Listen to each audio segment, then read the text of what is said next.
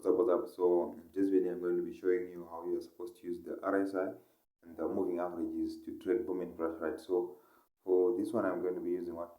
Let me just show you the levels that I'm going to be using for my RSI, right? And the settings for all the indicators. So for on the main chart I've got moving average, period 50, right? Method exponential applied to close, right? And the RSI I've got level period 21, and then for the level just take a screenshot, right? So it's 50, 51.5 and 48.5 and click done, right? So yeah, when you're using this strategy you're going to have to be a little bit careful. So listen up till the end because there are very specific rules that you have to follow in order to be profitable, right?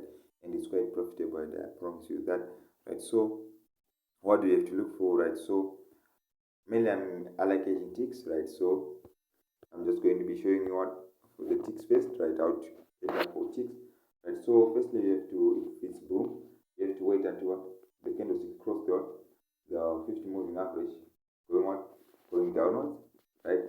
So after that we have to wait for a pullback to the 50 moving average, right? So this is the black one, the black moving average, right? So when the candlesticks pull back to the 50 moving average, right, you have to check if your RSI has put back to that level, right? So to this region here, right, where there are those horizontal lines over there, right? So if it has put back like it did over here, right, you take your entry, right?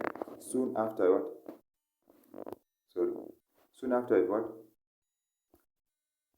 you've seen a candlestick confirmation, right? So as in for using this example, there's strong weak rejections over here, right?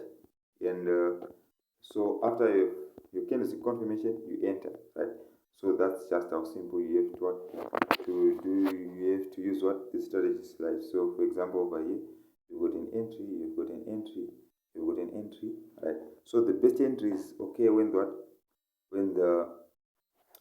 RSI doesn't surpass the last line, right? So this line over here, when they don't cross over, right? When they don't cross over 52, level 52, right? Like they did over here, right? So this would be the best entry over here, right? Where it doesn't exceed the level 52 and stuff, right?